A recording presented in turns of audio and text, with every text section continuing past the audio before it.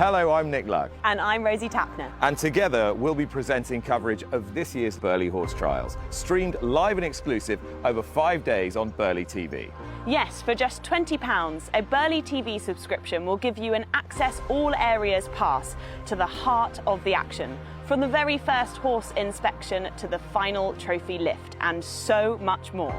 Our 5-star event coverage includes exclusive previews, live interviews, expert analysis, behind-the-scenes content, celebrity guests, and masterclasses with Carl Hester and Yogi Breisner.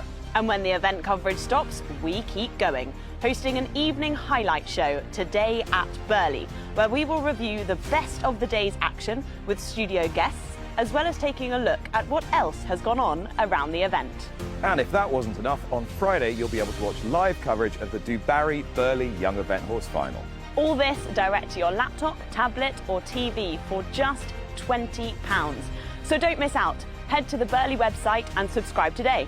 See you there. Listeners, it is Burghley week. The moment we have been waiting for is finally here, and we have got an action-packed preview show for you. But before we crack on with the rest of the show, we recorded this show thinking we were being quite efficient. Literally within hours, listeners, the favourites, Piggy March, Brookfield Innocent, the news broke that they were out of the competition. And let's just say, I think social media channels went wild. The Echo Ratings chat box exploded. Dee, this was big news for Burghley, and a big blow for Piggy that she won't be back to defend her title.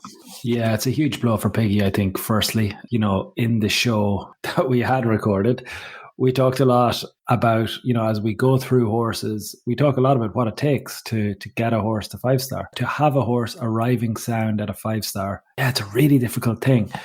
Brookfield Innocent, we know, is a bit fragile. So to have Brookfield Innocent arriving at Burghley, obviously Brookfield Innocent was in a place that they felt was going to be good enough to be able to get around Burghley up until very recently. To be a Burghley favourite and to come out a few days before the competition, there's a human side. There's a big sporting side, but there's a human side as a rider, because it's not just Piggy. It'll impact the whole team and the whole camp, and morale takes a dive when this happens, Sam. Yeah, it's for sure to get into that position, to be going into a 5-star. I definitely look. The headline here is the reigning champ is out. The second headline is the favorite is out. I think the first one is more the color. Anyone could pick out that headline, defending champ. Then the analytics say it's the favorite. The thing for me, the story that is yet to unfold, and Burghley 2024 stand by, Burghley 2025 stand by. But the story for me is this horse is a horse who pushed London 52, a 3-time 5-star winner, a horse who's building one of the big CVs in the sport. This horse went toe to toe with him in that campaign towards Tokyo Olympics. The horse then was taken out of, didn't travel to the Tokyo Olympics, went and won an individual medal at the European Championships and showed what the horse can do in a team gold medal. And this was it. This was the one coming back. London 52 denied him a 5-star win. Is there a bigger ownership group in the sport than the Brookfield team? They're a headline act as well. So Piggy March, you will be back at Burghley, I have no doubt. And for Team Brookfield's sake, maybe Brookfield Innocent. And I guess we hope Brookfield Innocent, we will see you here on this turf at some point. It feels like hopefully third time lucky. They were so unfortunate last year at Badminton 2022, when they were still going head to head with Laura and London 52, and won that really competitive Thorsby event at the end of March, and everything was all going towards badminton. And then again, disaster struck and had a bit of time on the sidelines. But look, they're out of the competition. It means that one man is really dominating the top of the prediction centre. We're going to come on to that in the show. For now, listeners, though, we'll all get a second bite at the cherry of our podium predictions, actually, because I think every single one of us on the show actually had Piggy March, Brookfield Innocent on their podium. So look, let's crack on with the rest of the show. Bring on a brilliant week at Burghley. Well, this is the moment. It's one we all want to win. Got his ears pricked, the horse looking for the next fence.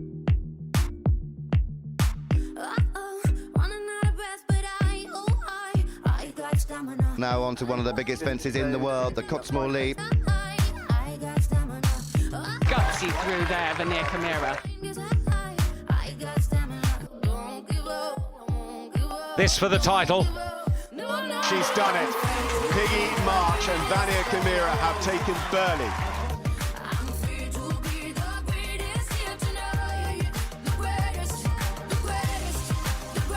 Andrew Nicholson and Avery have pulled it off. Now this is the fence that could cause problem. And there it is, a record-breaking 6th Burghley title for William Fox Pitt. One more to go for Tim Price and Ringwood Skyboy to take the Land Rover Burghley title, and they will do that. It takes a very unique horse. For the champion of Burghley for 2003 and the Rolex Grand Slam winner is Pippa Funnell. We cannot underestimate how special this is. Welcome to the Echo Ratings Eventing Podcast, and it is one of the big ones, listeners, because this is the Defender Burghley Horse Trials preview show, and we are counting down to being back at Burghley. We have got a brilliant team in the house to preview all of the competition, look forward to all of the action. We're bringing you all different parts of Burghley. We've got a competitor, we've got a press officer, we've got a commentator, and a stats genius who is going to be the star of Burghley TV. Dermot Byrne, I'm going to start with you. How are you? Too long a pause, if I'm honest. Too long a delay. But I'm happy enough to be a generalist, Nicole. I read a book about it. Stars Wizard. I think from your inside knowledge of Echo Ratings, you'd know that wouldn't be a strength of mine. I've literally had to build an entire team to do those bits. They make you look great, though, Dee. Do you know what I'm looking forward to? Do you know what I actually am good at? It's been, I don't know how many long years since Event Writer Masters ended. And, I've been forgotten by a lot of people, but not Martin. Not Martin. Martin came to me and he said, do you know what I miss? And do you know what we need again? The weatherman. Could we find a way to get the weatherman back? And I said, we could. He said, look, if I get to the top of Burghley, I'll take you with me. So he's gotten to the top of Burghley and the weatherman is back. So yeah, I'll do that. That is one way of summing it up. I mean, there's been lots of different roads to get to that final pathway, final destination. Catherine Austin, you are in sort of the real hub of Burghley, of pre-event week. It's a busy time. What is the feeling like? What is going on? How are your stress levels at this moment in time? Well, I set my absolute current scene, which is that I'm sitting cross-legged on a small single bed upstairs in the spare room in said Martin's house. Martin is the event director, just going to say. We should point that out. Martin Johnson, event director, having been in the office since 7 a.m. and having been in the office until 9:30 p.m. for the last 2 nights. So it's all grand. Actually, it's great. It's kind of weird because I'm getting now that slight adrenaline high pre-event, having practically wanted to throw myself in the river, tear my hair out a while ago. Actually, it's pretty cool now. And as long as I work 27 hours a day for the next week, it'll all be great. I came down to Burghley for the media course preview last week and I came away absolutely buzzing. And there's this sort of, hopefully listeners, when you finish listening to this show today, you will be buzzing too. If you're not already, get on the Burghley excitement train because there is so much in store over the next week. It is going to be brilliant. A man who actually has to wear a few different hats this next week, but arguably the most important is hat of competitor at his first Burghley since 2012. Sam, how is everything in Team Watson? Everything is great, aside from holding this podcast up because I was blissfully out for a run forgetting that I had a podcast. And actually, I was listening to, you put on these Spotify mixes and you're like, upbeat music. And the Weller Man, the sea shanty comes on. And so when Dee starts talking about the weatherman, I just had this vision of him walking into Burghley with an entourage and like people just chanting this sea shanty of, here comes the weatherman. Make that happen if you help. Could we just don't do it anywhere near SAP Talisman's trot up or dressage or preparation, actually getting him into the start box. You can start doing it while he's actually going cross country. That's no problem at all. No, I'm pumped to be going to Burghley because this is the most influential cross country course in the world. So I think every so often you actually have to go, wow, this like what we're about to see here is different, is special. I've done 11 championships, but it's been 11 years since I was at Burghley. And I know that this cross country course I'm looking forward to this more than I would have looked forward to, say, a Bertoni and a Tokyo, which they're a little under. I can even walk them as a competitor, even being at a World Championships, even being at Olympic Games, and be able to say, oh, it's a bit underwhelming, isn't it? Burghley will not be underwhelming. It's the only 5-star where more than 50% of the influence comes from the cross country. So 56% of the influence comes from cross country. It's 48% at badminton, which is second highest. It's 43% at Po. It's 38% at Kentucky. Kentucky, much more of a kind of level 3 phase. And then it's only 28% at Lamulin. So only really a quarter of the influence comes from the cross country at Lamulin.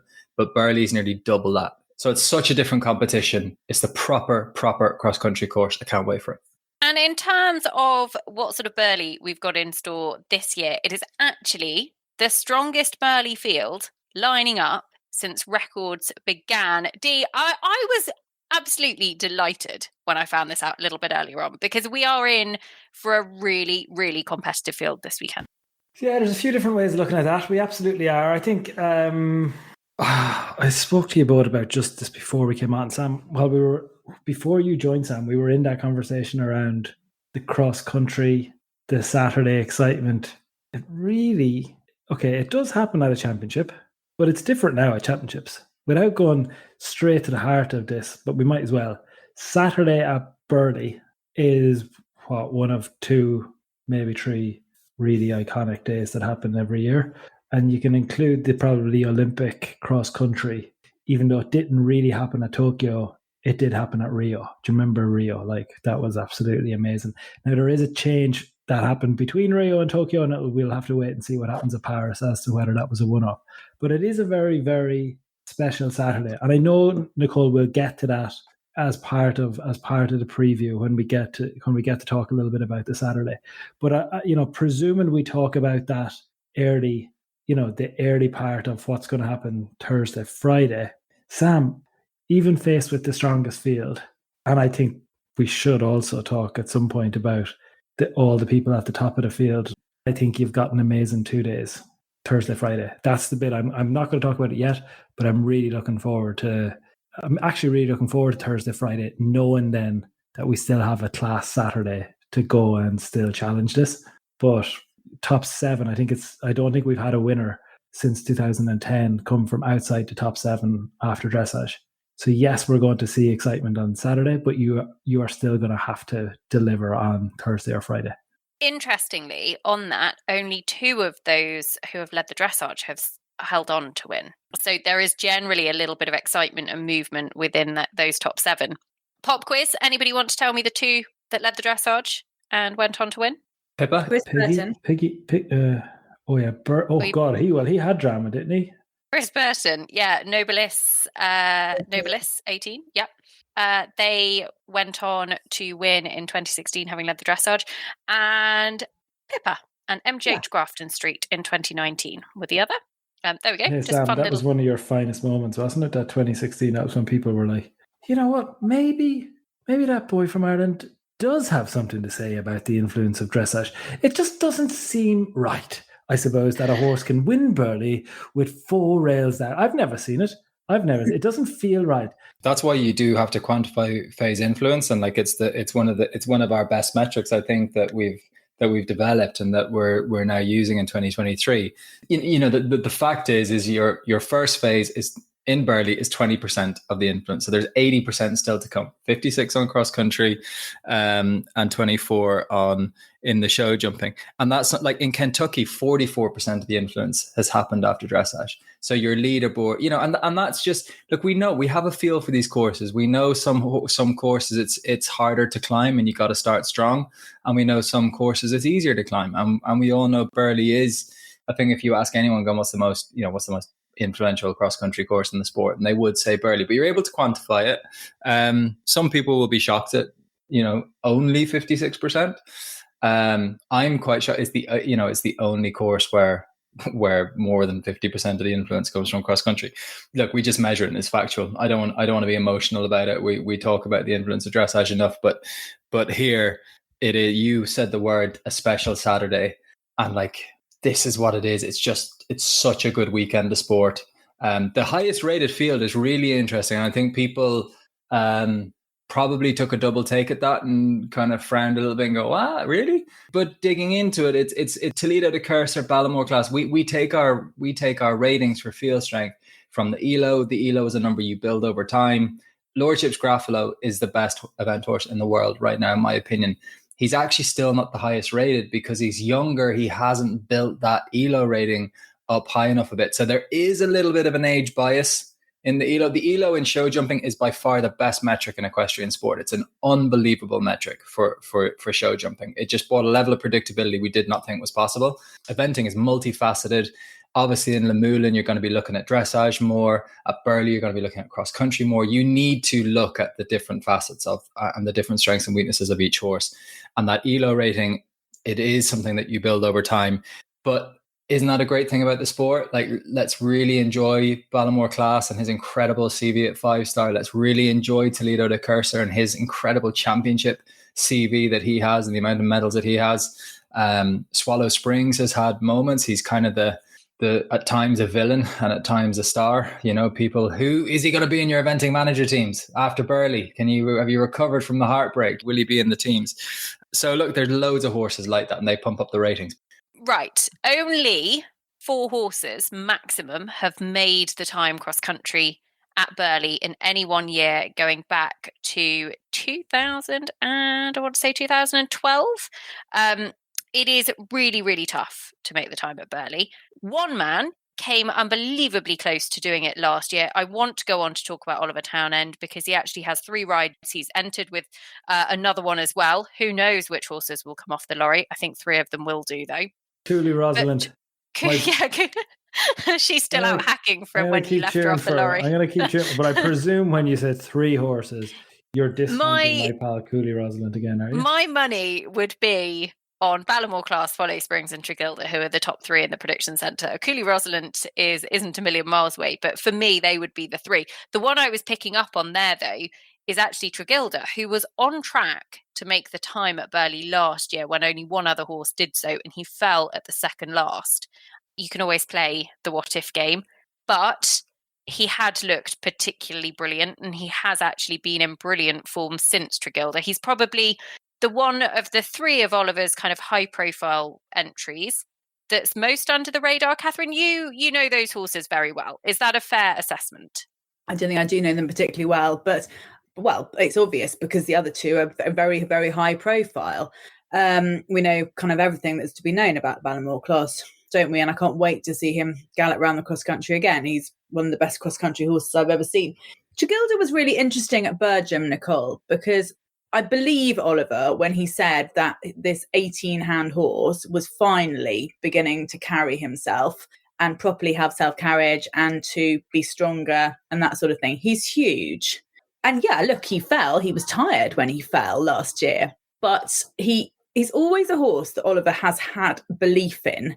If that belief is borne out, then yes, with his great big long stride, which is a pro and a con at Burghley, a long stride, because you hit as a Nicholson said to you, you hit the bumps rather than dance between them.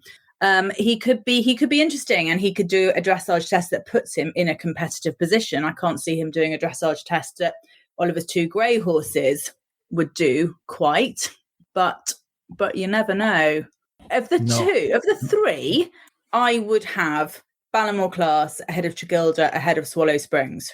Let's talk about Ballamore Class then, because Ballamore Class 5-star. Tregilder final day in a long format. Bicton 2 down, Lemoulin, Bicton 21 in that 5-star, COVID 5-star, 2 down. Final day, Lemoulin 2023, June this year, 29.9, and then 2 down on the final day. Mill Street in a long format, now it is going back a bit, 2019, but long format, 4-star starts on the 33, 2 down Burnham Market, long format, 2020 COVID year, Burnham, long format, 1 down. Yeah, fair point. Got to jump clear on the final day.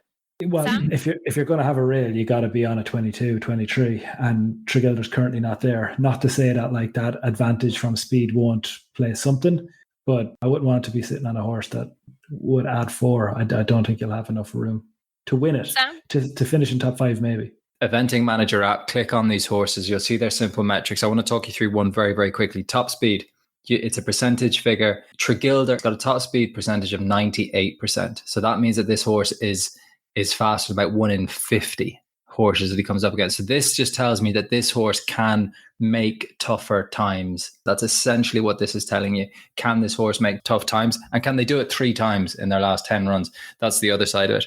So Tregilder on 98%. Everything that you say, Guy, when you go back for your second Burghley, I know this horse had wouldn't have been thrilled with the finish he had, but he was grand. He was absolutely fine. But I think he'll be better and stronger. I think this could be one of the best rounds of the day on Saturday. Okay, I know we're spending longer, Nicole, on Tregilder than you would have expected, but because I think it gives us an opportunity to talk about some of those metrics. Sam, you're talking about the speed metric.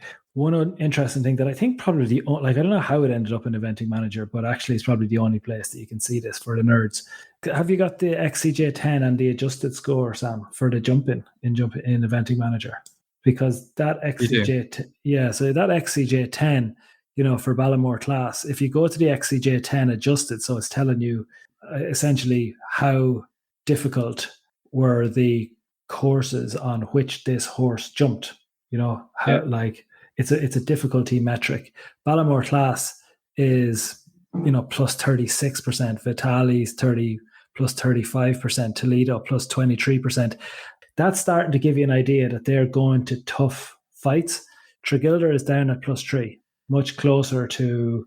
Is he only plus 3? So it's cross country jumping. That's because his Burghley problem last year would be one of the things that knocks him by 10% there. Because he also had a problem. He's obviously not at 100% on his XCJ10. He's at 65. Is he? Oh, sorry. On his, that's on his expected. That's on his 65% on his expected, but that compares to 78% for Ballamore, Vitali, and Toledo, all up around the top of the market. Even Harry Mead in away cruising 78. Pippa Funnel, Maya's Hope 75. It's a slightly lower. So not to go too much deep into it, we won't go into it for every horse, but it gives you an idea as to how you begin to match up the strengths of different horses, whether it's first phase, whether it's speed, whether it's cross-country jumping. You're having to put them all together. And then, Sam, you talked about it at the very start. The ELO will give you an idea, but actually when it comes back to Burghley, you can keep it very simple as well. You're going to have to start very cheap. Nicole, we used to do this in Event Rider Masters. You remember? You have to start very low. You then have to be very good at jumping. You have to go very fast, and ultimately then you have to jump clear on the final day. And that is how you win. Keeping it simple, God, you can't have holes. So I kind of think if you want to get through the amount of horses, Nicole, that you want to get through on this, we're going to have to start going, has some gaps. We're going to have to move on. Has some gaps. We're going to have to move on. I think you all do. I think every horse that we look at, they're brilliant horses. And as always in one of these shows, we're looking for chinks in the armor. We're looking for arguments that kind of are for or against them. That's half of the fun and the enjoyment of it. We're by no means gospel, listeners. You might be wildly disagreeing with us. I'll speak for myself. I'm not gospel. D is. Can we talk about Ballamore class for a second? Because of Oliver's 3 rides, he is the one that has won Burghley previously. Won it back in 2017 as a 10-year-old, I think, on his 5-star debut. Has since gone on to have, quite frankly, a remarkable record at 5-star. He is 10 from 10 at 5-star clear cross country. 9 of those 10 he's finished inside the top 5. He proved that he was still as brilliant as ever with a second place finish at Badminton this spring. In my mind, he is one of the best 5-star horses in the world, and he really comes to the fore in competitions such as Badminton and Burghley. I really hope the weekend goes well for them, but I feel like he's one of those horses that actually we should appreciate when we see him on Burghley TV at Burghley this weekend. Because that kind of 5-star record, Sam, we've seen Classic Moe get to 13 from 13 at 5-star.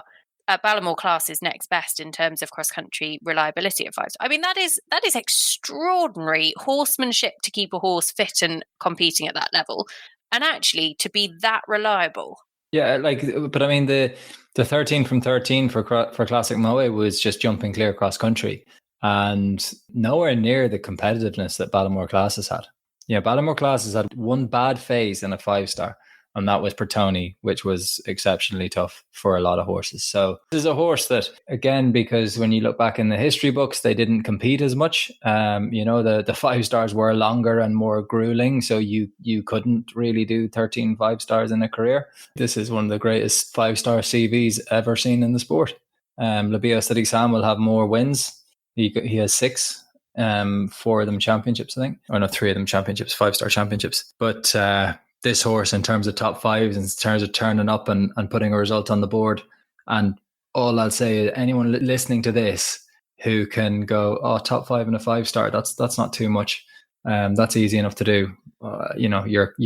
You're better at this game than I am, and I've been at this a long time. Now there are a lot of people better at this game than I am, but that's really tough to do. To finish in the top 5 and a 5-star once, you have, for a lot of people, a horse of a lifetime. This horse is just phenomenal. It's his 4th Burghley, and he has never been out of the top 3. I think he's had all positions on the podium, actually. First, obviously, in 2017, second in 2018, third in 2019. And there's been a few Burghleys he's missed. Tokyo year, he was at the Olympics. There wasn't a Burghley in 2021, but 2022, he was in Pertoni. So he has definitely had a remarkable record, and I think we should appreciate it this weekend. Nicole, I think he'll also be among the dressage leaders. Wind up your little weatherman buddy beside you, right? Just give him just go behind his back there and wind him up. 3 top trees. 3 top trees. Just shaking his head at He's me. not biting, listeners. He's not biting. Dee looks thoroughly perturbed at our immaturity. Have we discussed the dressage leader, Ballamore Classic? Or anybody else? Vitali, throw him into the mix. Yeah, Go on then. Who leads the dressage? Toledo, surely. Do you think? Yeah. Why are you scrunching up your nose? I think Toledo de Cursor is right. You have Toledo. Who's taking Vitali? Catherine Austin, did you say you giving Vitali a shout? Yeah. I think it's a good shout. It's a good shout. It's a very good shout. I'll have Vitali to lead the dressage. Go on then. I'll have Ballamore Class. I think that's There you go. sensible. What does the winner do? I mean, we'll know this by Friday night on the podcast when we do the Burghley Diaries. We're all at Burghley, isn't it? So I guess someone has to buy a round, don't they? No. The winner has to text Oliver and say, "Best of luck tomorrow, mate. You got this," and send 6 emojis. Because that I really hope it's you, G. I really do. Oh my god, that would be just so cringe to have to do that. But the irony would be that actually that person had voted against him leading, and are then sort of texting him. The winner gets to choose the person who has to do it, and the emojis they have to use, Oh, it's a great game. Okay, I'm in for this game. Right, listeners, we'll report back. I think, Sam. I think, if I'm not joking, I think if that happened, we obviously can't do that, listeners. That was a joke. I actually think if that happened, I think Sam would probably not go across country with the shame of those games. As much as we enjoy those type of games, that kind of stuff actually causes a level of anxiety and stress for Sam that actually would put him off his dressage. I wouldn't do it. I mean, don't get me. I mean, I'd have no problems not going through with the. No, I think it is. I think it is between those. The only one I wouldn't rule out to deliver a really big test and could be under the radar is Boyd Martin and Zetzerleg. We will move on to the US, but again, Nicole's face absolutely shocked at that suggestion. But they actually have delivered some big tests, and he is fast, and he is an absolutely top rider. It feels, is it a last hurrah? Thomas is not that old, but it's. Is he 17? Is he 17? Well, Lenimore won this. You're retiring horses now and calling them old. He's not even 17. He's 16. He's just been around 16. For blooming years. It's a good point, though. Why is he coming to Burghley and not going to Maryland? It does feel like this is for the horse. Yeah. He, to be fair, has the most varied record at the top level. He's been to like all over the world, Setseleg. He went to the Trial to the World Games in 2018. He's been to Le Moulin 5-star this year. He went to Tokyo to the Olympics. He went to Italy for the Worlds. He's been to Kentucky a few times as well. He's been inside the top 5 at Kentucky twice. He was second to Oliver Townend, actually finished on his dressage score of 27.9. Back in, that was the peak. For me, 2019 was the peak. But I'm really excited actually. Boyd has Setseleg. He also has, if we're going to tackle this, On Cue, who was the Maryland winner from 2021. She was the US 5-star champion that year as well. She has won the USCA AEC Adequan Advanced national title. Too, like she's. They're all laughing at me, listeners. That was quite a mouthful. I recorded the AEC preview show today, so I was looking up past results. But like she's done a huge amount. Like she's arguably, I think, one that we should be talking about. Why can't she add another 5-star to the mix here? She's one of 3 horses in the field, I think, to have won a 5-star. I actually think we're wrong. You're right to flag them, but they're both quite good at loads of things. But it requires a lot to happen with the horses ahead for them to win, if we're honest. Like they're both Setseleg and On Cue. Exciting for the US and exciting for Boyd to have On Cue. And actually their profiles in terms of their scoring profiles are not massively dissimilar. And they're also, and this is not a small thing, Sam's alluding to it in terms of that Ballamore class top 5 record. They're also appearing in the expected scores in the top 10 of a Burghley field in that zone, both horses. So for any rider to take 2 horses to Burghley and still be showing up quite high on all metrics. So dressage is in that 26 to 29 mark. Their cross-country jumping is strong. They're both above 90% in terms of their top speed percentage. That means they're faster than 90% of horses on their top 3 fastest runs. They're both in or around 1 down and they're expected at a 5-star level.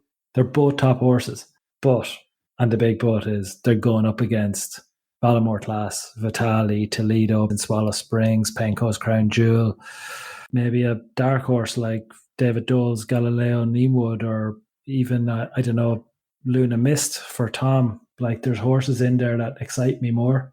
So yes, very good across the board. I think it's potentially a special 2 could make the top 10. Can't see either of them as serious win contenders.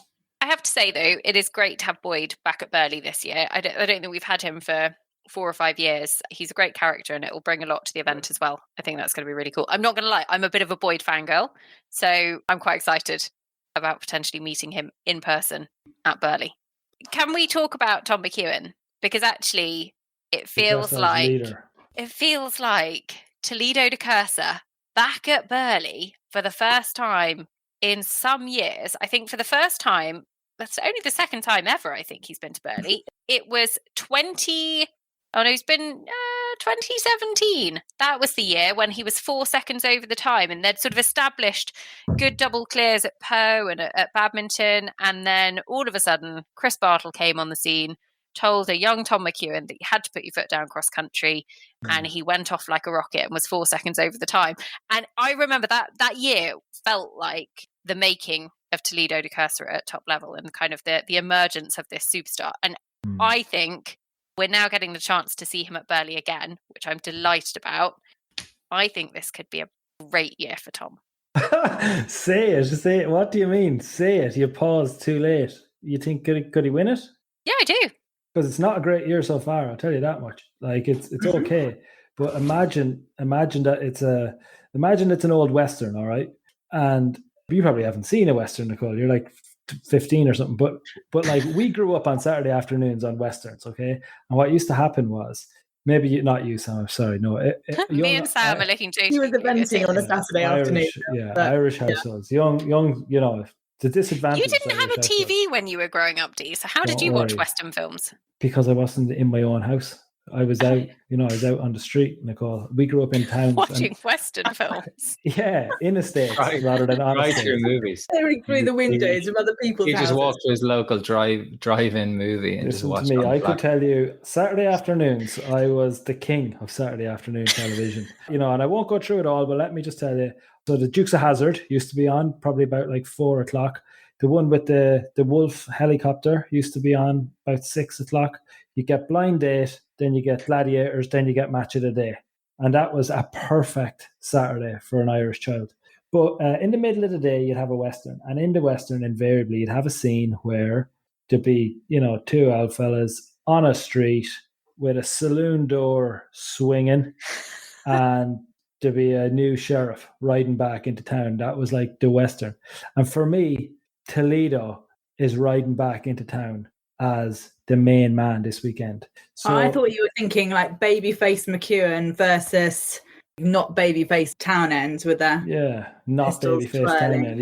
It's twirling. No, I think it's Toledo against the rest, because I think there's a young pretender coming back with Luna Mist. JL Dublin's just had a disappointment, and I think Toledo's under the radar, which I don't know that Toledo ever has been.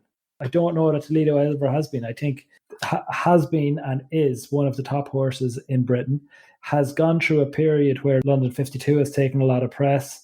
We have seen Graffalo arrive on the scene. Dublin has, arguably gone ahead of Toledo, certainly in terms of that European pick, you would suggest that.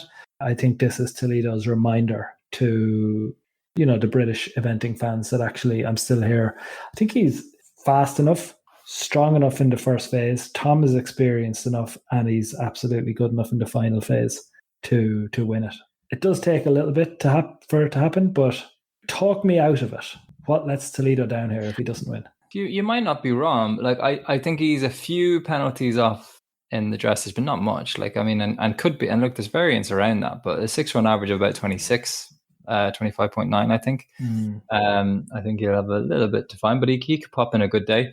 I cannot see him making the time. I just cannot see him making the time, but I don't think he'd be a million miles away. But I could see him, like he went around here for 1.6, and in a year when you had Arctic Soul and Star Witness making the time, like hardy, proper, real horses now.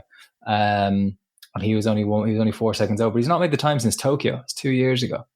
Getting older, and they do get a bit slower when they get older, and particularly him. So cannot see him making the time. But like Brookfield Innocent, guys, this is why Burghley 2023, and actually where the sport is right now with the balance of these horses, every phase is in play, and I think there's going to be little penalty leakages in every phase. I think it's brilliant. I think you can become a student of the best action in the sport on Burghley Saturday, because I think you can watch every combination and go he's a bit wide there. Oh, he really had to set up there.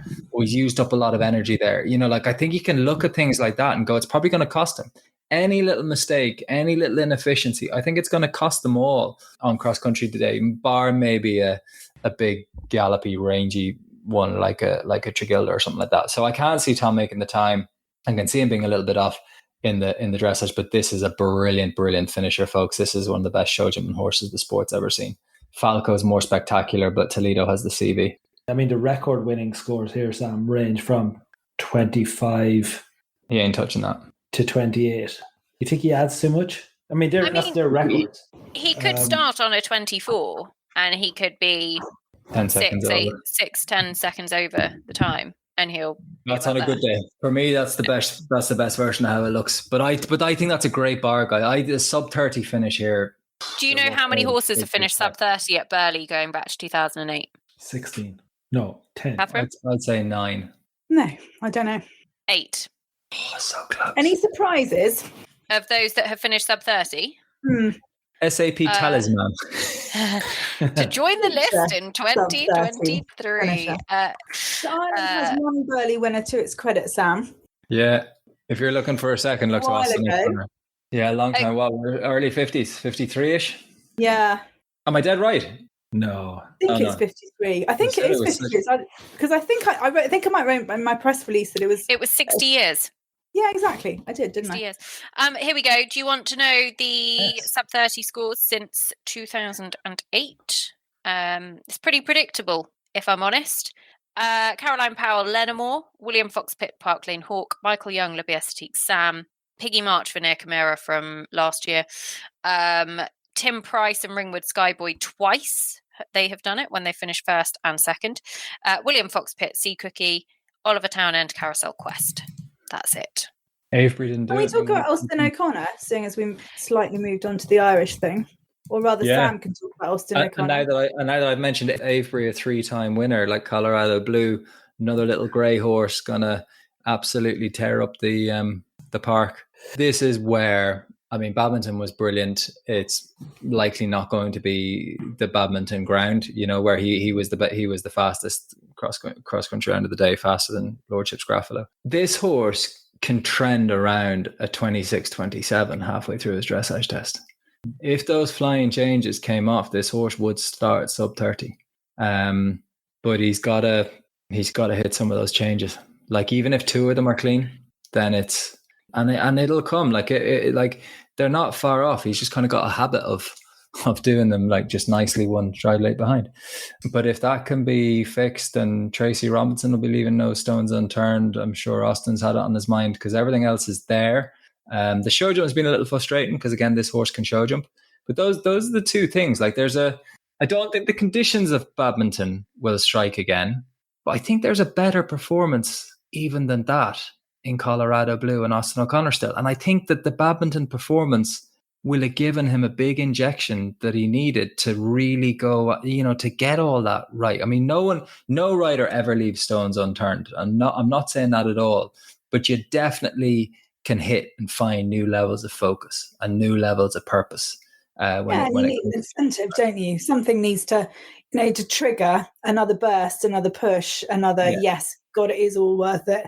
I've been doing this for a long time, thinks Austin, but I want to do it even better. And I just, look, everything you said is right, but he would be almost the most popular winner I could think of. He, interestingly, I mean, if he can replicate the score that he got at badminton, this spring, he scored a 31.9. He's never been sub 30 at 5-star from 5 starts at 5-star. If he could replicate a sort of a 31, he's going to be off the pace after the first phase, but he will climb, no doubt about it. I'm going to put it out there. I think he goes inside the time cross country. Yeah. That's not the boldest prediction I've ever made. I'm going to say it anyway. But I would also say, I mean, living on the wild side of life here, listeners, I would also say pause. I enjoyed it. There is a good bit of pressure on him, I think, because he is very much targeted coming here. The Europeans would have very much played into his favour. Looking back, he could have potentially taken an individual medal. It would be fair to say that Ireland would almost certainly have been on the podium, I think, for a team medal as well if it had gone to the Europeans. And actually, he's got to go out there and prove that he did make the right decision. I don't think there is pressure. I just think, I hear what you're saying, and I don't disagree with that. But to be honest, as you go back through any situation, you could say, if I had gone there, it might have worked. Sam, you have cross-country horses that you could have taken to badminton if we'd known it was going to be a competition that was so heavily cross-country. Yeah, but I'll tell you now, that's the worst decision I've ever made, to not enter. And do you know the reason I didn't enter him? Because I didn't think I'd get in off the wait list. The worst decision I've ever made. I entered him the year before and didn't get in off the wait list and had to go to Simure. And it was just so annoying with logistics and trying to plan and trying to see how many are coming off the wait list. And that's what I mean. Firstly, why can't we have late entries? Like the Derby, you can supplement a horse. But particularly knowing that it was going to be wet. But I'll tell you now, that is the worst decision I've ever made. It eats at me. It annoys me. It was amateur, to be honest. Like, put the entry in. And then secondly, I'm actually not going to comment. Because I think what Nicole said, I think it's definitely a subject that will divide people. But it's done. It's history. As in, when you see the mud and you see, like, I'm just I spoke to Austin in Mill Street and was like, Burghley and like, this was the year, like, everything Ireland's been doing this year has been about younger riders, developing riders. We got the Olympic qualification, all that was there. And then the mud turns up. Sarah delivers, Joseph delivers, Susie delivers. Like, Austin for sure would have been on the team with those three. And you just go, oh my Lord. It's because medals are immortal, like, they're there forever. They're eternal. They are. And I actually have wanted him to go to Burghley the whole way through. Like, I would have loved to have said. Well, then you can't blame Mrs. Hindsight. Yeah, then can't. Yeah, then we have to live by but it. I think there is a certain degree of pressure to kind of say, you made the right decision, whether that's right or wrong. There will be people. That line, and quite frankly, medals are immortal. That's like should get a T-shirt with that made, with a picture of his silver medal. Silver medals are immortal. That's what it should say. 60 years on, like, Sam, I know you don't want to comment on it, but why didn't he go to the Europeans? He didn't go to the Europeans because it has become a first phase competition if you don't get that wild weather. So all of us on a European preview talked about, even 2 days before the event, we were saying this is a sensible decision because if Austin O'Connor was here, he would start on a 30.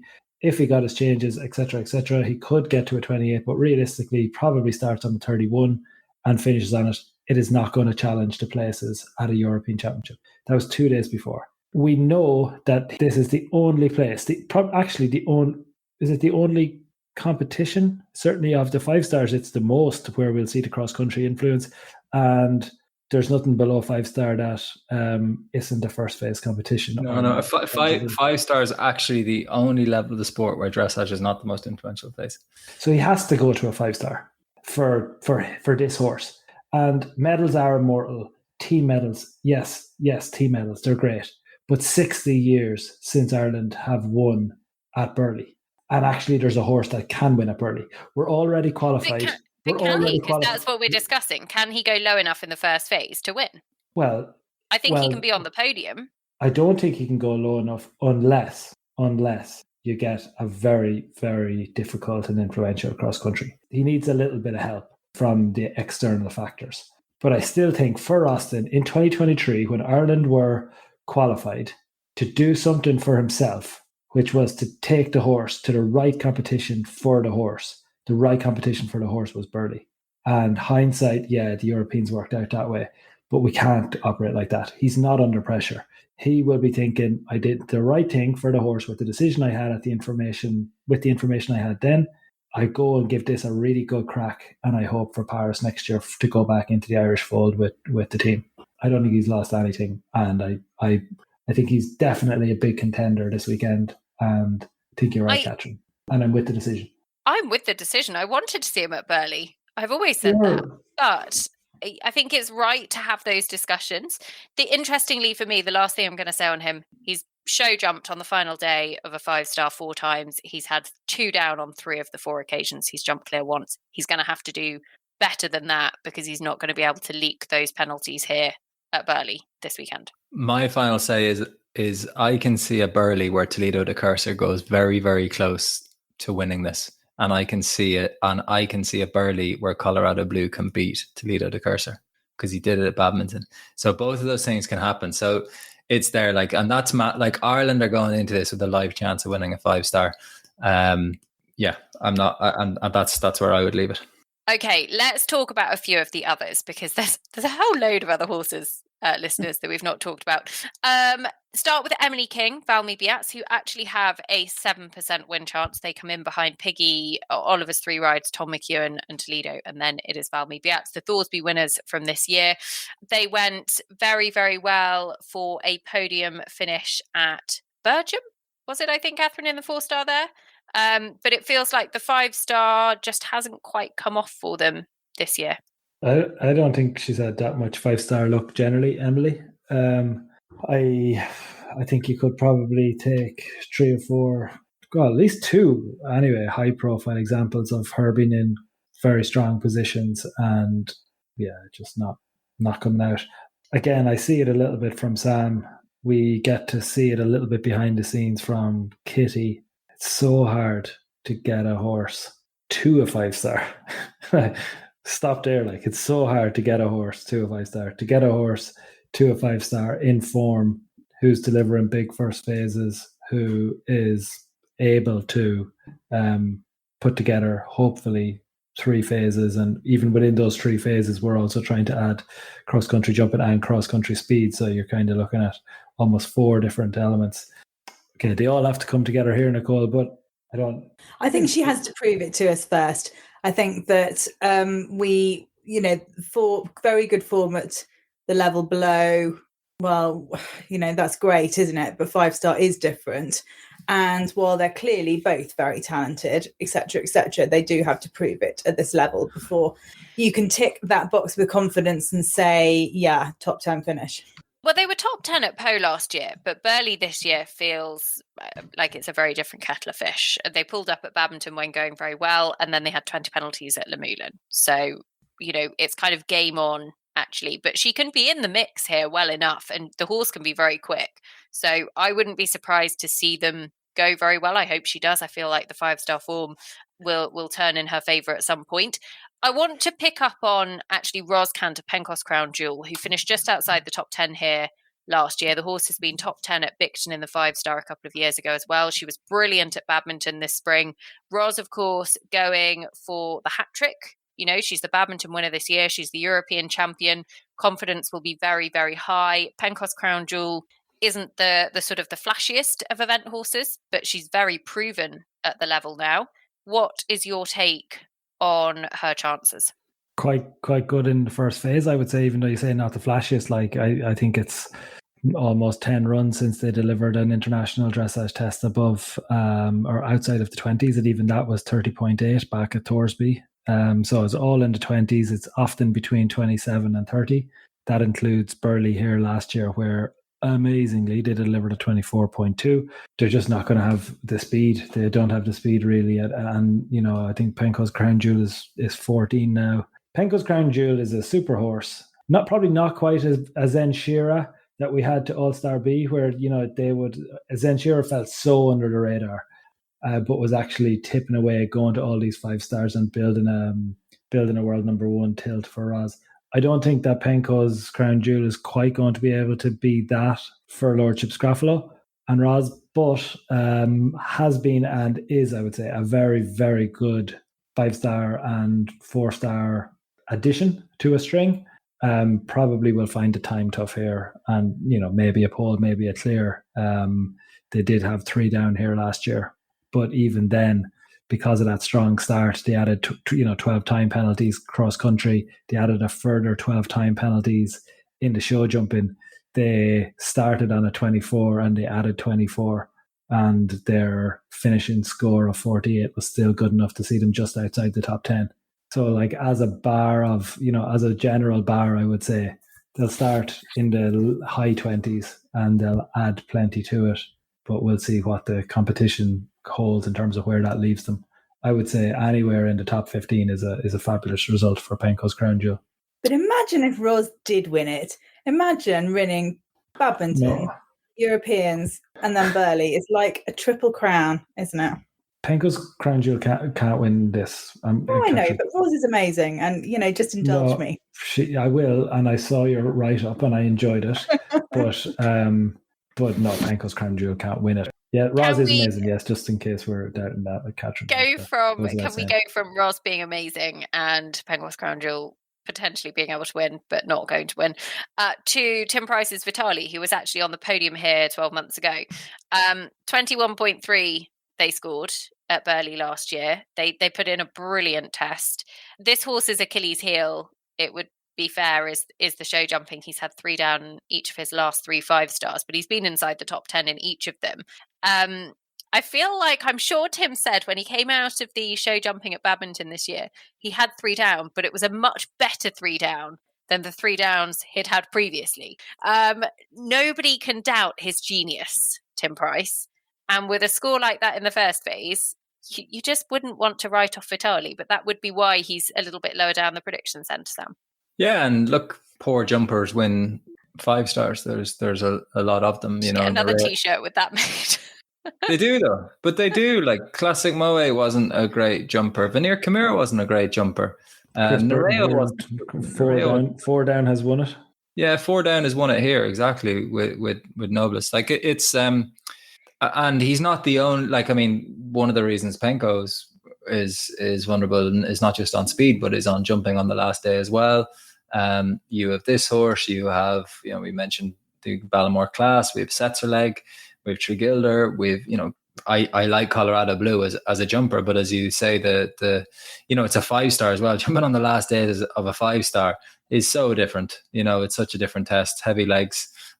Sorry, Sam. Can you just stay with that for a second? Because I think It is something that I'm conscious of as we go through horses, and it's so easy to, we're almost having to zone in on a situation with Vitali where we're actually saying 3 down, 3 down, 3 down, or with Penko where we're saying slow but good. You know, you're having to do this horse after horse. And again, it feels easy from a non-rider, non-in-the-moment situation, not recognizing or could feel like we're not recognizing the whole journey that it takes just to get to Burghley, let alone to be talked about amongst the top 10 horses. Emily King, for example here, yeah, they do have to go and deliver at 5-star at Burghley.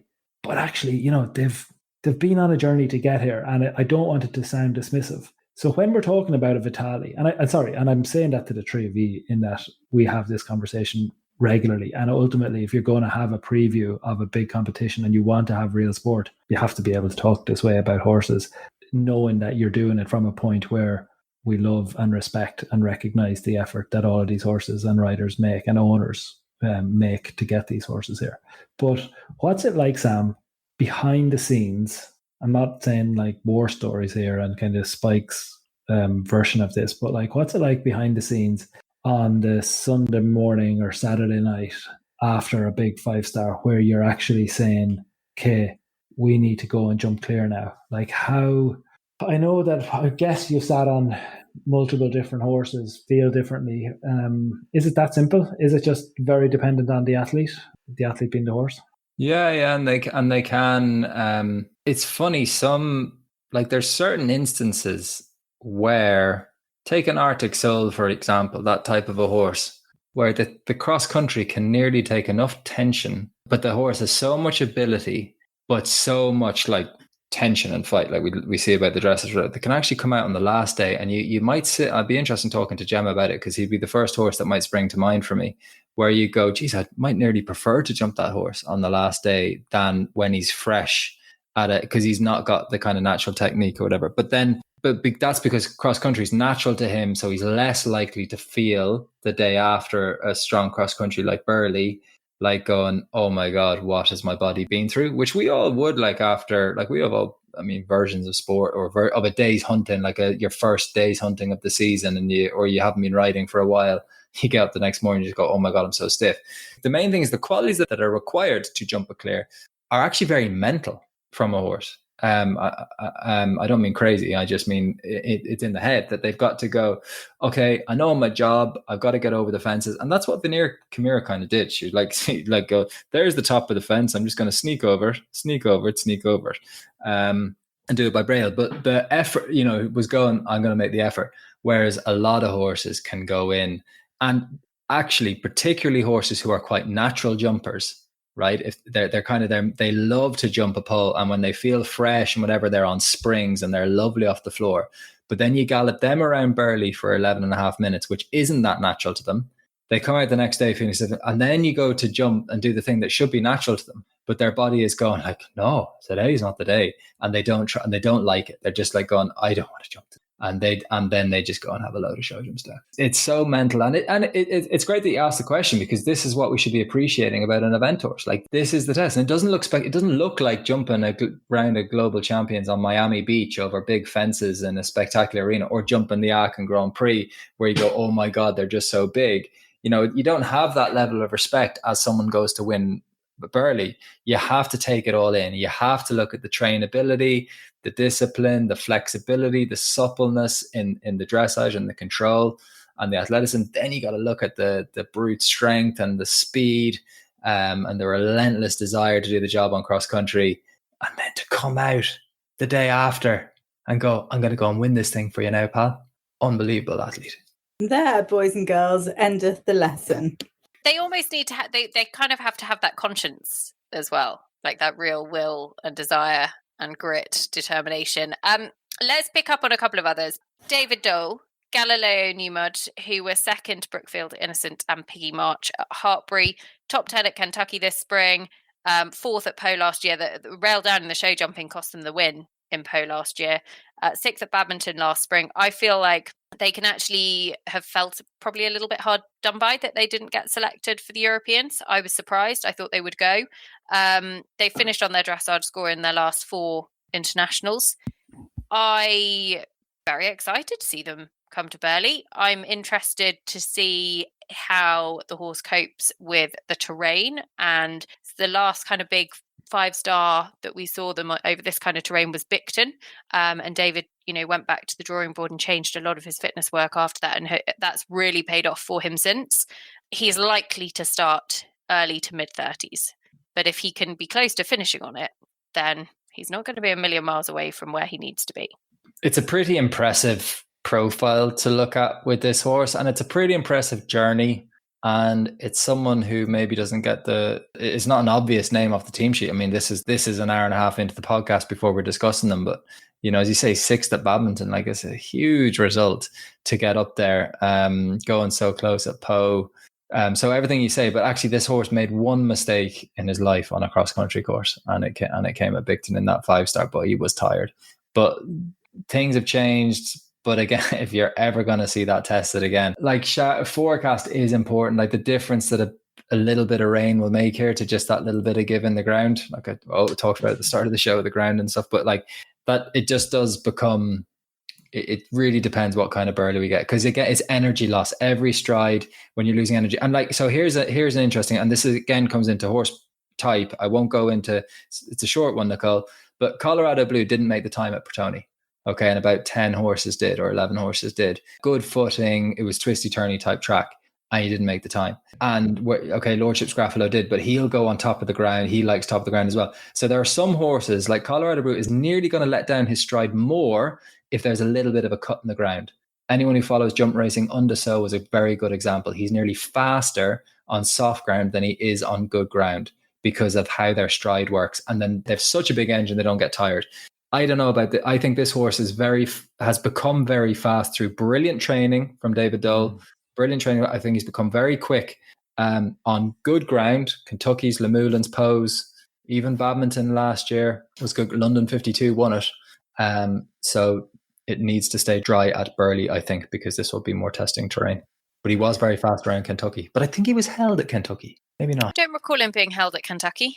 A couple of this holding thing is interesting, isn't it? Because a lot of people would, poor Laura, the whole of London 52, some people will swear. I'm not saying, it definitely wouldn't have won if he was held, whatever. But obviously, I think it was influential. And then in Kentucky, definitely 2 horses that made the time were held.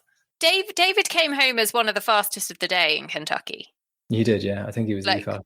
I think he was the fastest, like really comfortably inside the time. Was he held? I didn't think he was.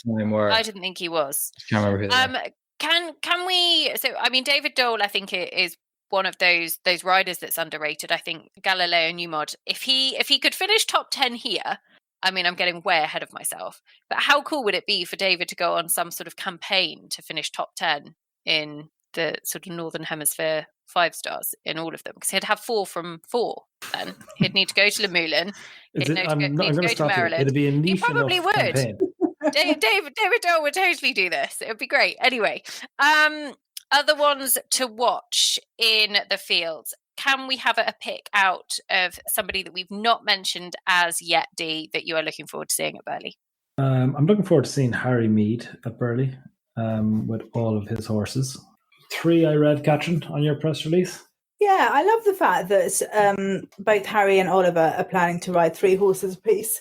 I think it's great, and I don't understand why Badminton won't let them ride 3, and I'm delighted that Burghley does. It's in the rules, and I think it's in the rules, I believe, because it's always been in the FEI rules. They've always had a wait list, so it's been a maximum. It can't be in the FEI rules because otherwise Burghley couldn't anyway. No, I mean, neither here nor there. But it's in their schedule. Not only is it a physical achievement from the athlete, but it's obviously a great management achievement from the athlete as well. I'm looking forward to Alice Casburn. She was 5th last year, don't forget. And I know she, had her first kind of ever slight problem at Badminton, having had such a dream trip through things before that. But Curse of Spike, Catherine. Sorry? The Curse of Spike. Oh, was it? Okay. Yeah, Spike has been very heavy on top. I hope I don't curse her. She's very good to have at a press conference because she's a very good talker. But honestly, it was a fantastic performance last year. And this horse that ephemeral thing, a Burghley horse. And I do think Top Spin is a Burghley horse. Gallops and gallops and gallops. I think she can go quicker this year, which is really interesting because he was quick last year, but I think she'll know that she can go a bit quicker this year as well. I am looking forward. Zara? I mean, Zara just needs to jump the leaf pit. Jump that pesky old leaf pit. How many times have we said this in the last break month? into Burghley and under the cover of darkness, the leaf pit will be no more. No, look, Class Affair has been to Burghley twice before? 3 times. Doubting myself now. And every time it's been the leaf pit. Actually, it's a good point. Just thinking of Zara, and actually the person I was going to mention next, let's not forget that this Burghley is the 20-year anniversary of Pippa Funnell's Rolex Grand Slam. And obviously Zara, at the time, Phillips's 5-star debut, which was phenomenal, and finishing just second to Pippa. That's 20 years ago. Nicole, you were Mad. Primary school? I was 12. No, 13. 13. There we go. If you haven't already... She was just getting ready to get married.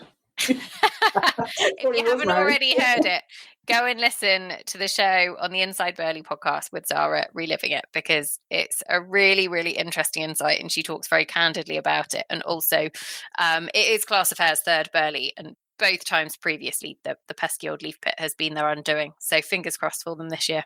I have got one, which I actually am absolutely chuffed. We had him on the show recently and he's can I get? I know who it is now.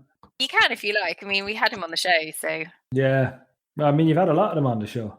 Yeah, okay, go on then. But I was coming home from football one night and it was late. And as is often the case with Nicole, she'll ring and be like, "Oh, have you got a minute? Oh, I just had the best show. Oh, this was the best. I enjoyed this guy so much. So much. I really enjoyed it." I was like, right, go on. Who is it? Gubby Leach. Top bloke.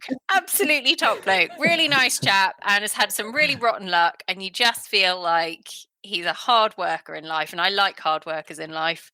And I feel like hard workers in life need a break every now and again. I remember him when he was still calling himself Daniel back in the day. I think he won the under-25s at Bramham. And I will say, and she'll probably get quite cross about this, Pippa Room used to have a massive crush on him. Everybody. Pippa is going to kill you because she will totally listen to this show. And he's just, I think, had a bit of a roller coaster of bad luck and sort of some tough times. And actually, as we've talked about on this show a few times, that getting to 5-star is really, really hard. Do not underestimate how difficult it is. And when we're sat here previewing the competition, picking, faults it in potential parts of each combination, ultimately, the achievement to get to this point is massive. Gubby is kind of proof of taking the long route to 5-star level, kind of keeping horses there. Sam actually knows Gubby better than most. Gubby was an usher at my wedding where Diarm was best man and I was obviously the groom. So, I mean, he basically worked for us. Yeah. I didn't find out any of this until after the recording. And I was like, well, couldn't you have told me this beforehand? Wouldn't this be of good life knowledge to have? Top man. Yeah. One of the best periods of my life. I used to go over and play. He had a pool table that obviously had a top that you can make it into a dining room table as well. So quite a low bar. One of the best periods of my life. He had a pool table.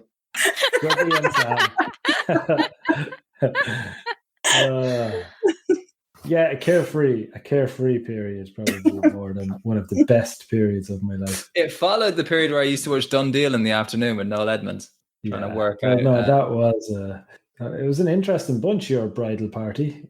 Angus Smales brought a shotgun to the night before. God. He was the last. He was the last person. We slept in separate beds, but he is technically the last person I slept with. Why is Angus at Burghley this year, Sam? Because he should be bringing that horse. Yeah, I don't know. Half class. I mean, another kind of Burghley regular, and he's actually the person I'm most looking forward to seeing at Burghley, but for a very different reason. It's Alfie's Clover and Richard Jones. It's because I follow him in the draw. But that's a bit because it means my turn next. when Richard Jones is doing his bit. But they'd be a similar mold as well. Like there's like, you make a good point, Nicole. Like going right around Burley, it's decent. So yeah, everyone in there would deserve a mention, but I don't think we can do another 30. No, I have got one that I want to do a shout out to, because we've said it before, but I think it deserves to be said again. Wills Oakden's pathfinding round at badminton this year was brilliant. And he went out and he came home with a clear round and a very respectable amount of time penalties, as it turned out. He wasn't the quickest, but he was by far from the slowest. And I thought his cross-country riding that day was absolutely phenomenal. And I don't think it's had the kind of the plaudits that it deserves. And I think he's in for a great Burley. Puissance. He's got Arclo Puissance and Utarad Cooley in the field. They're both by Puissance. Are they both by Puissance? Yeah. Okay. Right. Any other horses you want to flag before we talk podium? The eventing manager players are very loyal, so thank you. There's about 1,500 to 2,000 of you that will always, wherever we run eventing manager. I mean, we could run it on a pre-novice probably, and I'd say you'd play it. So thank you for coming back. If you haven't played it for a while, do give it another shout again. They're so in on the pricing, right? Because Oliver Townend's horses, Ballamore class, probably does get a bit hard by the algorithms for the Bertoni. It obviously takes into account that Bertoni was tough, but I guess the jumping hasn't been. It's actually always been kind of there.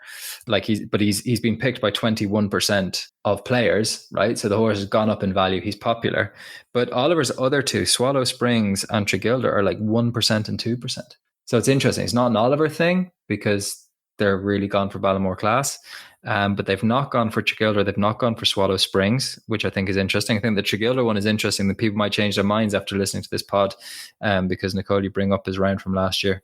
Toledo de Curse is the most popular. He's expensive. He is expensive though, because actually Tregilder is 3.3. Swallow Springs is 3.3. I picked up Ballamore class, who's currently 3.1. I think for 3 million, which I thought was a bit of a bargain.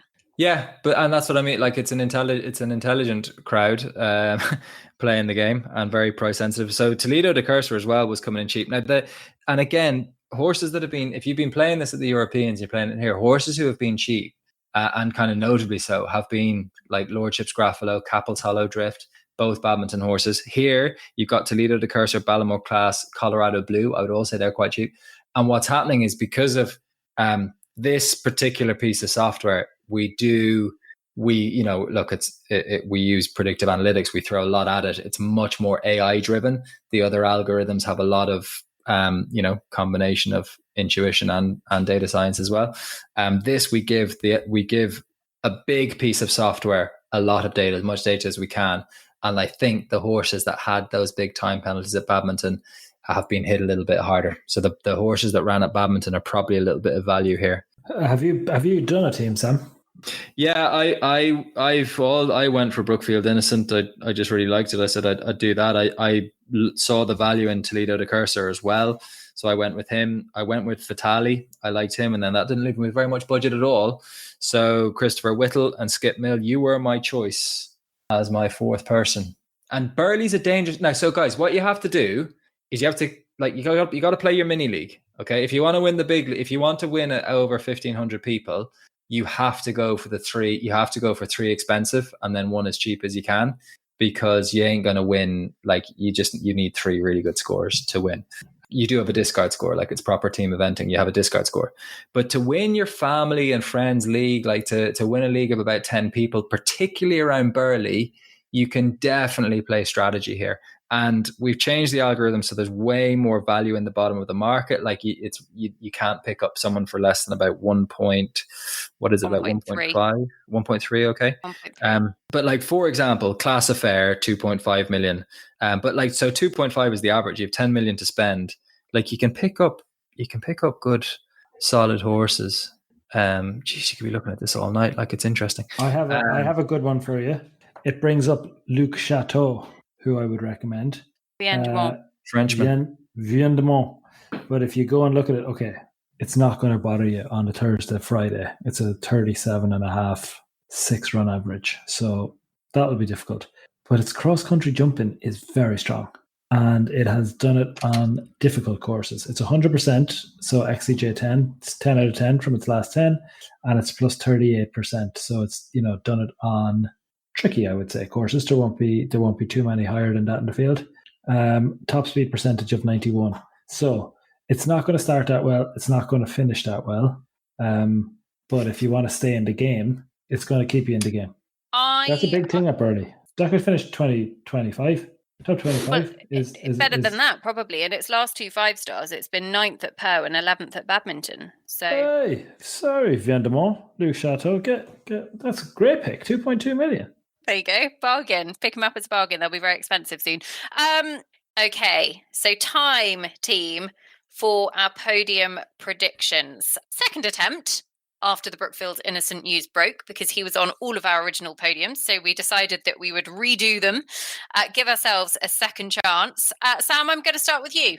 Who's on your podium? I want your top 3 and a dark horse. The most consistent horse in the field for me, the great Toledo de Cursor. I know I was hard enough on him, but as in, I don't think he finishes on his dressage score. I don't think he'll do that. But I think, and that's what makes this Burghley really, really fascinating, folks. I think, of course, the order after the first 2 days will be interesting. Toledo will be up there. For me, he stays my winner. I think he might leak a few seconds on cross country, but best jumper in the field as well. Toledo wins. A horse that could be ahead of him on Saturday night is Ballamore Class and Oliver Townend, but I'm going to put them down to third, and I'm going to stay with the patriotism, and I'm going to say that Austin O'Connor will climb again. Now, I'm pretty sure that was the 2, 3, 4 in a different order. So Colorado Blue and Austin O'Connor second. I think they were second, third, and fourth at Badminton. I'd need a bit of rain, I think, for Austin to climb all the way up, but no, I love Austin, pal, but that's mental. That's not going to happen. Hey, I put him on the podium for Badminton, and different competition with that rain and with the wet. Like, it's going to take a lot more than a little bit of rain. Like, think about it. No, it's Burghley. It's Burghley. No, use your mind though for a second and listen to this. Austin does, let's say, a 31 dressage. Okay, that's fair on everybody. Okay, 31. When, Your Honour, did we get cross-examined on our podiums? We keep going. No. I know. I'm interested. I'm interested because he does a 31 dressage. He might even be inside the time. It'll be a tough place to make the time, but if anyone can, himself and Tregilder are a couple that can, and I don't think Toledo does. I think you're right on all those things. But on 31, I still think he could have. I think he could be outside the top 10, top 15, top 10 anyway after dressage. But my job here is not to do prediction center and cover all of the probabilities and all of the angles. I have to, on my podium, I have to go with my gut. I have to just put 3 I like up there. And for sure, but you're raising a good point.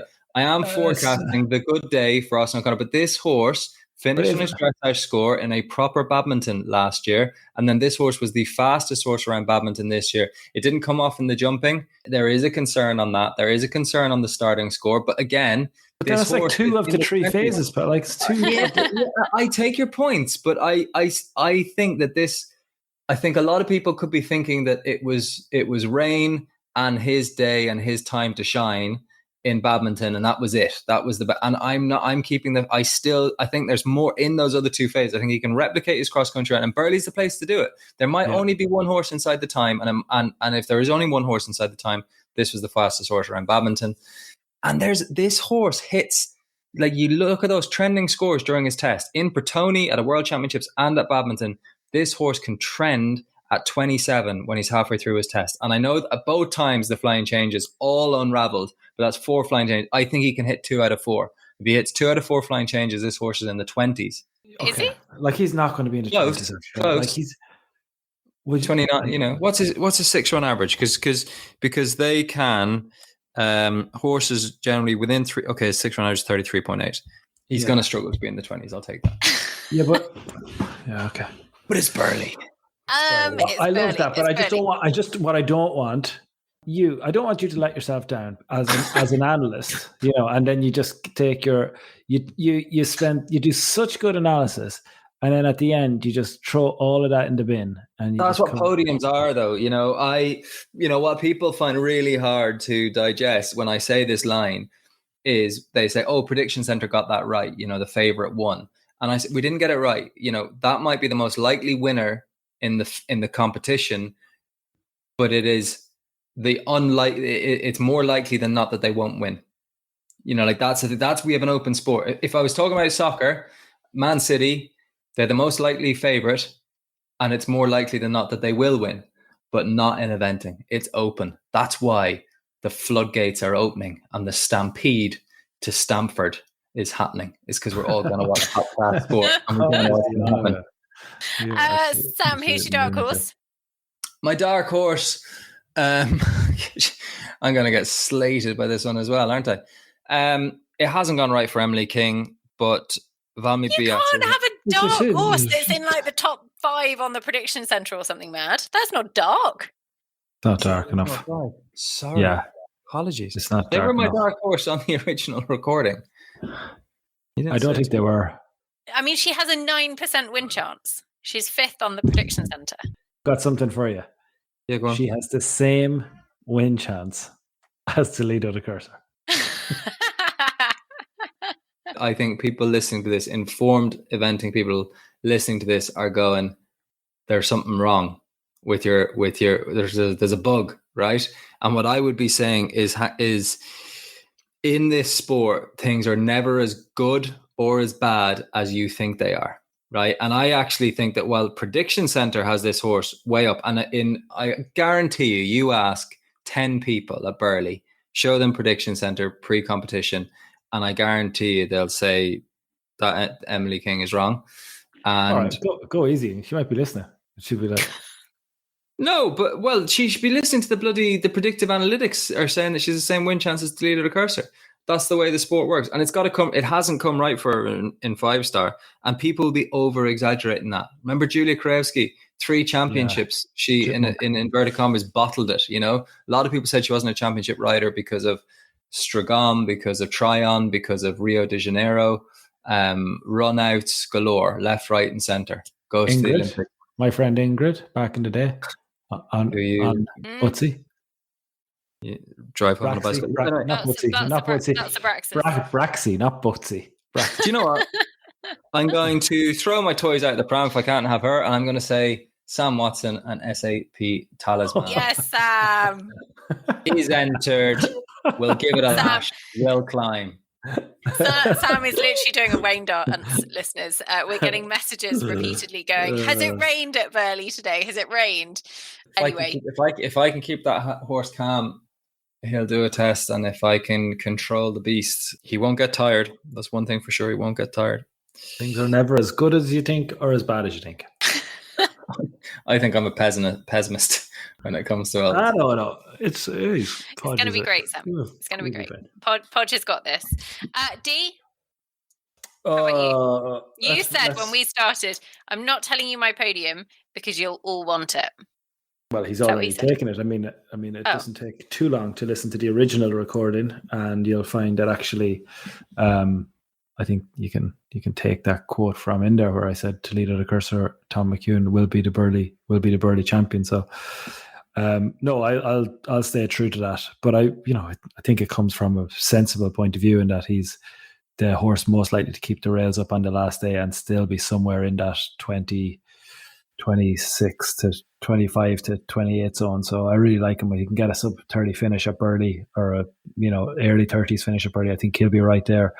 I think Swallow Springs is next for me. Between Swallow Springs and Tregilder, I think Ballymore Class probably adds a rail. I mean, again, you take those 3 horses, throw them up in the air, and you can start picking a case for each of them. So I'm not going to say that there's a huge amount of analysis that I could use to separate them. Tregilder will be faster, but will have probably a higher starting score, but will add less. That would be your expectation. Anyone can have a rail, but I've seen Ballymore Class have too many rails. In that sense, I would go for one of the other 2. I'll go for Swallow Springs as my number 2, and my number 3. And I suppose this is why I was worried that he'd copy me. I think it becomes a Nicole, I think I might have done this on a podium recently, and it's not something that happens probably ever, but I'm going to make it like a red letter day for the McEwen house. I think young Luna Mist is coming.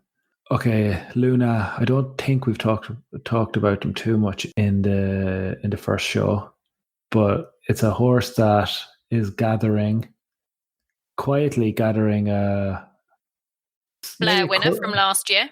Cult following. Yeah, 2-time penalties at Blair. That's not bad. I was going to say not fast enough, but 2.8 at Bramham, 2 at Blair. 2.8 at Bramham. She horses did make the time at Bramham that day. And I remember being a little bit surprised that she picked up time penalties. She was certainly pushing for the time. I'm sure she was. From memory. That might have been our friend Tom. When he gets to the end and he's like, "Oh, I'll just have a little break here before the end, just steady myself." You're not wrong in the way you've. No, I'm leaving that. I think you're wrong on that one. On the Oliver Town, right? You've gone with Swallow Springs and Tregilder. Burghley last year on top of Tony. I mean, what a torrid 2 weeks around it was for Oliver Townend. Is it out of the question that this man could have 3 horses? I mean, I was going to say top 10, and I'm even tempted to say something as crazy as top 5. He could be looking for some sort of record here. Here's 3 horses are all in play, and again, I think it's easy to write off because of Burghley last year, because of Badminton this year, or because there's 3 of them, Sam, or just because there's 3 of them, and you just kind of start going. Well, and that's a factor. I mean, if it would be to get 3 horses, it is Burghley. Clear rate could only be the average clear rate at 5-star folks, 55%. Burghley is the most influential cross country. It's not unreasonable that the clear rate will be 50%, and a lot of the time we see them down at 40% clear rates. So to get 3 horses clear, Oliver's will all be above average, but that's maybe an angle that has been overlooked here. This could be. And this is a man who's been kicked out of the number 1 spot. He dominated. He had such a massive grasp on the world number 1 spot. He's thinking world number 1 points. I guarantee he's thinking it starts now. Like this, I'm going to lock in 3 massive results here at Burghley. He'll have every bit of prep done. He won't just be focusing on a first phase start. He'll have done his cross-country schooling. He'll have done everything. Could be a massive week for him. I actually think it will be. Okay. I am going to agree. The winner. God, no way. Full house. No. Yeah, we'll wait and see what Catherine says in a minute. The winner for me, Toledo de Cursa, Tom McEwen. But the other half of my podium is totally different to you guys. I've gone a bit left field. So in second place is going to be New Zealand's Tim Price and Vitali, who were third here last year.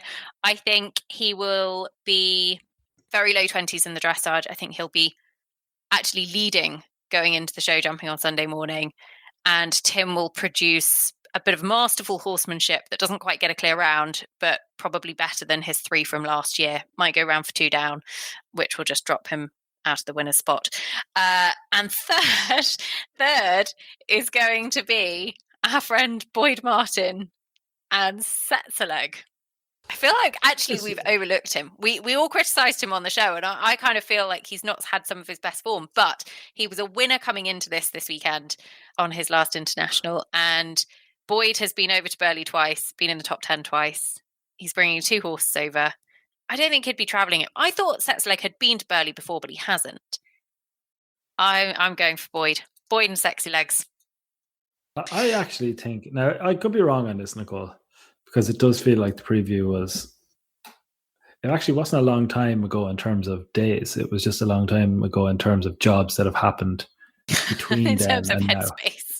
Yeah, in terms of headspace, feels like a long time. But I'm pretty sure we didn't criticize Setzeleg at all. That actually we talked about Setzeleg quite fondly. And I have a memory of you being like, and it's brilliant to have Boyd back at Burghley. Like I actually think we were pretty. Okay, well, I'm putting him on my podium. I'm putting him on my podium. Thomas, I feel like I might be a bit of a fangirl with Thomas as well. He's one of those horses that is actually really quite iconic. He is.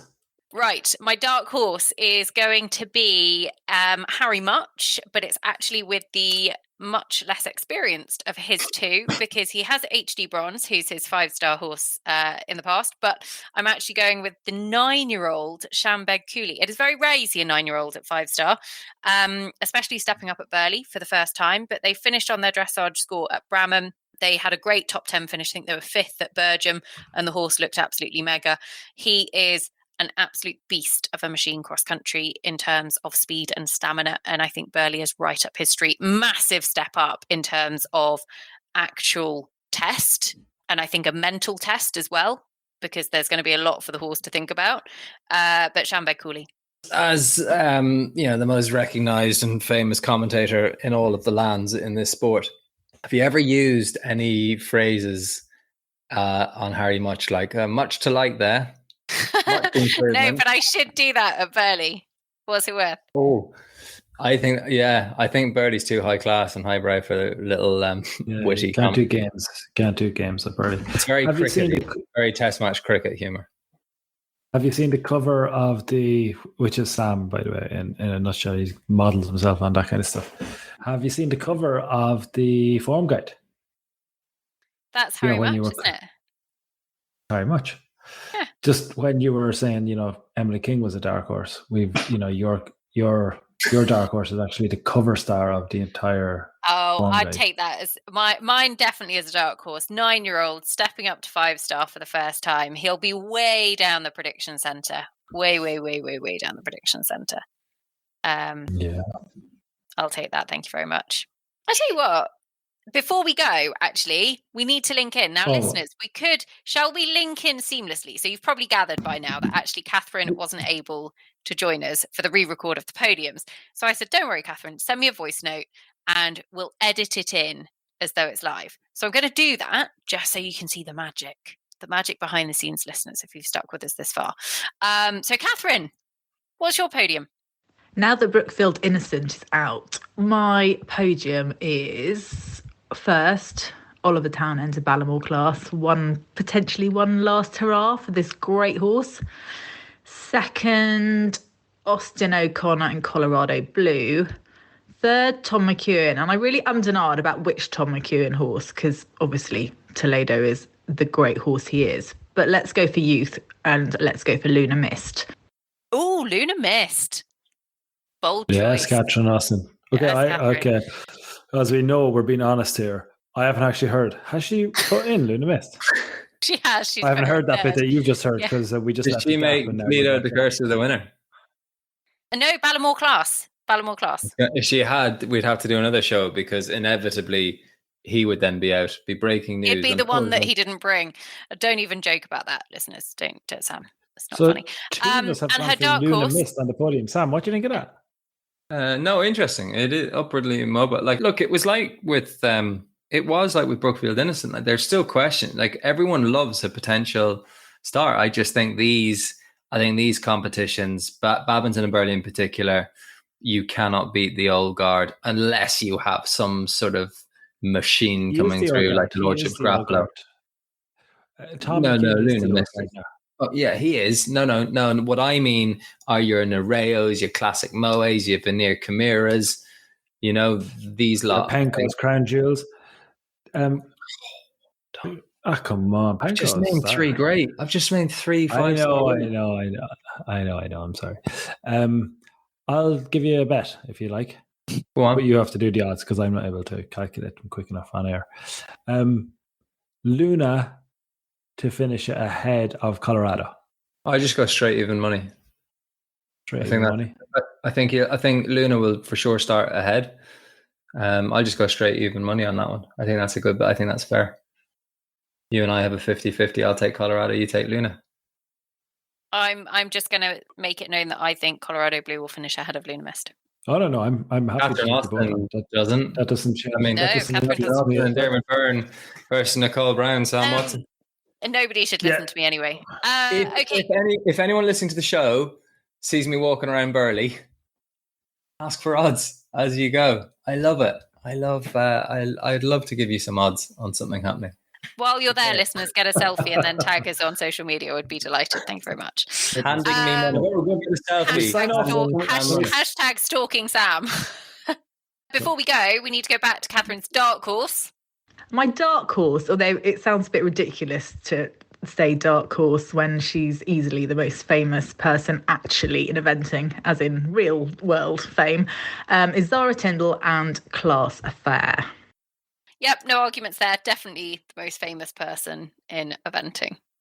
Right, see, listeners, how believable was all of that? Kind of, maybe. Welcome to the world.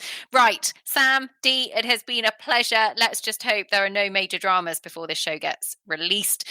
Looking forward to a fantastic week of sport at Burghley, and I'll see you both soon. Listeners, if you haven't already got Burghley TV, go and get it. You won't regret it. Every single person that I've spoken to that has got Burghley TV absolutely raves about it. It is a cut above. We've done a great show with Nick Luck, with Rosie Tapner and the Yeehaw team behind the production of it, and it is an absolutely enormous production. Go and give it a listen, but sign up because you will not miss a thing. And even if you're at Burghley, you can relive it and watch Burghley back to 1990, just for good measure.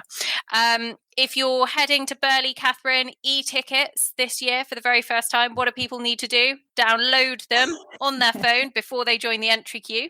Don't just leave your phone in the boot and then want to get it out of the boot and download your ticket. Please download them at home or print them out or whatever. But we really, really want to help you get into Burghley as smoothly and as quickly as possible. So please help us as well. There's different entry lanes for those that have bought tickets. Go into the prepaid entry lanes, and if you're buying on the gate, which you're very, very welcome to do, tickets will still be sold on the gate.